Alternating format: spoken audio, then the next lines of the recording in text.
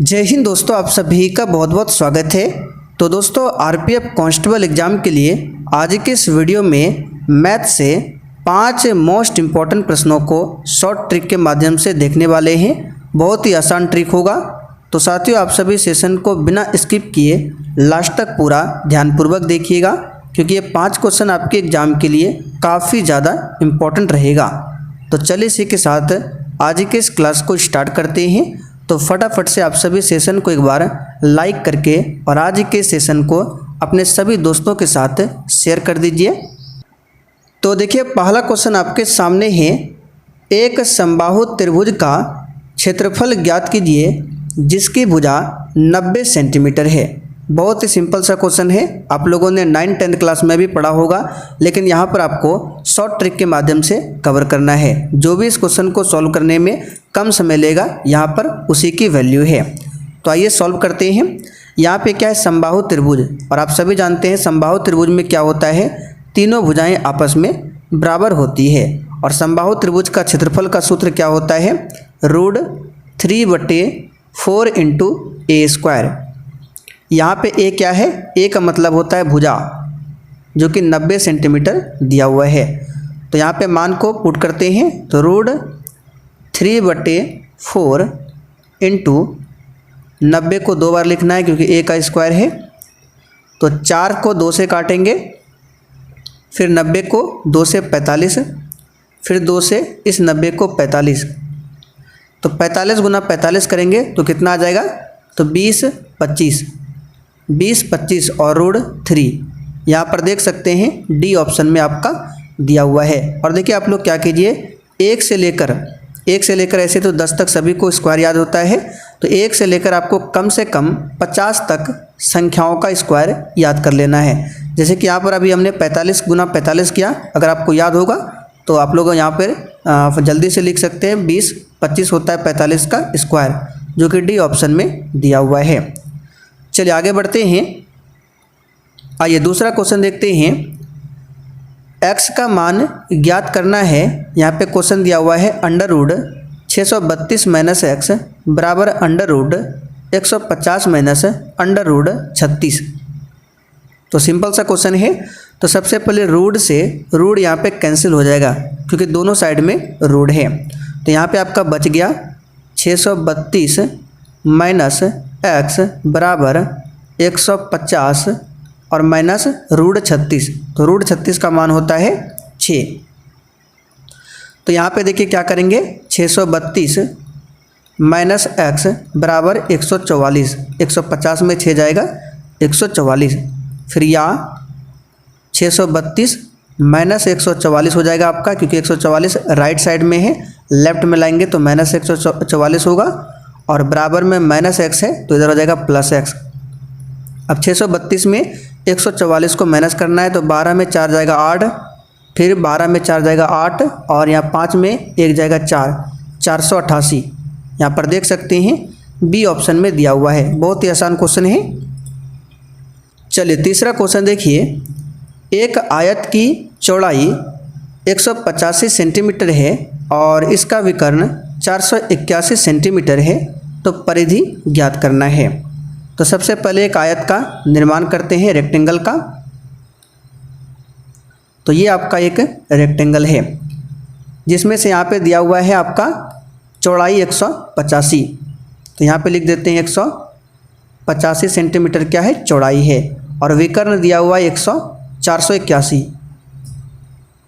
यह मान लीजिए विकर्ण है 481। तो यहाँ पे परिधि निकालना है। तो परिधि बराबर क्या होता है, सभी भुजाओं का योग। आयत की परिधि बराबर होता है 2 × लंबाई प्लस चौड़ाई। ये आयत की परिधि है। तो देखिए चौड़ाई का मान दिया हुआ है 185। अब हमको यहाँ पे सिर्फ फाइंड करना है लंबाई, तो हमारा आंसर आ जाएगा। तो यहाँ पर देखिए इसको 2 विधि से सॉल्व कर सकते हैं। तो सबसे पहले आप सभी जानते हैं पाइथागोरस प्रमेय। यहाँ पे देखिए 90 डिग्री का एंगल बन रहा है, तो ये आपका कर्ण हो गया, ये लंब। तो इस तरह से पाइथागोरस से हम यहाँ पे आधार निकाल सकते हैं। लेकिन ये जो विधि है आपका लंबा हो जाएगा, इस विधि से यानी इस मेथड से आपको सॉल्व नहीं करना है। यहाँ पर हम लोग शॉर्ट ट्रिक के माध्यम से इसको देखने वाले हैं। तो देखिए यहाँ पे हम लोग क्या करेंगे, ट्रिपलेट का यूज करेंगे। आप लोगों ने पढ़ा होगा ट्रिपलेट। अगर आपको ट्रिपलेट का नॉलेज है तो आप लोग बहुत ही जल्दी इस क्वेश्चन को सॉल्व कर सकते हैं। तो यहाँ पे जो ट्रिपलेट यूज हुआ है ये हुआ है 5, 12 और 13, ये एक ट्रिपलेट है। अगर आप ट्रिपलेट के बारे में नहीं जानते हैं तो इसको जाके पढ़ लीजिए। तो 5, 12, 13 का ट्रिपलेट इसमें हुआ है इस समकोण त्रिभुज में। ट्रिपलेट का यूज समकोण त्रिभुज में ही होता है। तो 5, 12, 13 से हम क्या करेंगे, 5 से डिवाइड करना है। देखिए इसमें भाग लगता है या फिर इसमें भाग लगता है। तो 5 से 185 में भाग लग जाता है, कितना होता है, ये हो जाएगा 5 तिया 15, 5 सत्ते 35, यानी 37 बार में कट जाता है। तो ये जो आपका 37 है इसको क्या करना है, यहाँ पे मल्टीप्लाई करना है इस ट्रिपलेट में। तो 37 को 5 से करेंगे तो ये हो जाएगा 185, फिर 37 को 12 से करेंगे तो ये हो जाएगा 4, फिर 44, 444, फिर 37 को 13 से करेंगे तो ये होगा 481। अब इस समकोण त्रिभुज में देखिए 481 यहाँ पे मिल रहा है, 185 यहाँ पर मिल रहा है, अब बचा आपका 444। यानी इसका मतलब क्या है, ये जो हमारा आधार है ये 444 होगा। तो देख सकते हैं ट्रिपलेट के माध्यम से कुछ ही सेकंड में हमने यहाँ पे निकाल लिया 444। अब लंबाई आप यहाँ पे देखिए लंबाई दिया हुआ है 444, चौड़ाई 185। अब परिधि निकाल सकते हैं 2 इंटू लंबाई प्लस चौड़ाई। 2 इंटू लंबाई आपका है 481 और 185, दोनों को ऐड करेंगे तो ये होगा 629। अब 2 से मल्टीप्लाई कीजिए तो 9 गुना 2, 9 दूनी 18 के 8। देखिए एक ही 18 के 8, यहाँ पे 1, फिर 2 दूनी 4, 1 5, 6 दूनी 12, 1258। देख सकते हैं डी ऑप्शन में दिया हुआ है 1258। चलिए आगे बढ़ते हैं। उम्मीद करते हैं ये क्वेश्चन आपको समझ में आया होगा। सिर्फ आप लोग ट्रिपलेट को पढ़ लीजिए जाकर। आइए चौथा क्वेश्चन देखते हैं। 3.14 4 के ऊपर बार है, इसका मतलब क्या है, 4 जो संख्या है ये रिपीटेड नंबर है, तो इसका मान निकालना है।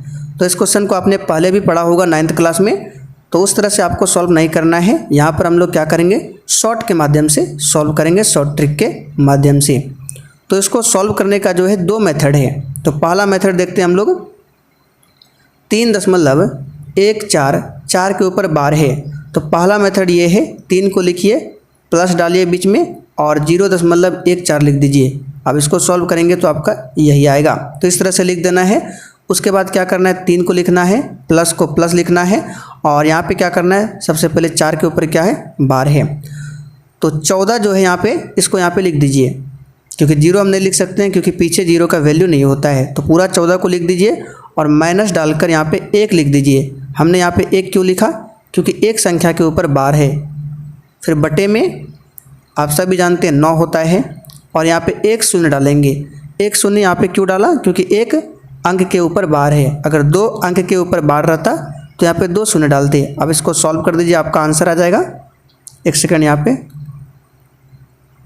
ठीक, यहाँ पे पूरा में बटे नहीं करना है, सिर्फ इसमें करना है। तो 3 प्लस 14 में 1 जाएगा 13/90। तो देख सकते हैं ये आपका बन गया 3.13/90, ऑप्शन ए में दिया हुआ है। अब देखते हैं दूसरा विधि जो इसका है। दूसरा विधि क्या है, तो 3.14 है, 4 के ऊपर निशान है। दूसरा विधि में आपको कुछ नहीं करना है, पूरा संख्या को लिख देना है। तो पूरा संख्या है 314, माइनस डालना है। अब उसके बाद जिसके ऊपर बार का सिंबल नहीं है सभी को लिख देना है। तो 3 और 1 के ऊपर बार नहीं है, तो इसको लिख दीजिए 3 1। नीचे वही आपको 9 डालना है और 0 हमने क्यों डाला, क्योंकि 1 अंक के ऊपर यहाँ पे बार है। अब इसको सॉल्व कर दीजिए। तो 314 में 31 को माइनस कीजिए, 4 में 1 जाएगा, यहाँ पे 3 बचेगा, फिर 1 में 3 यानी 11 में 3 जाएगा, 8 बचेगा, और यहाँ पे क्या बच जाएगा 2।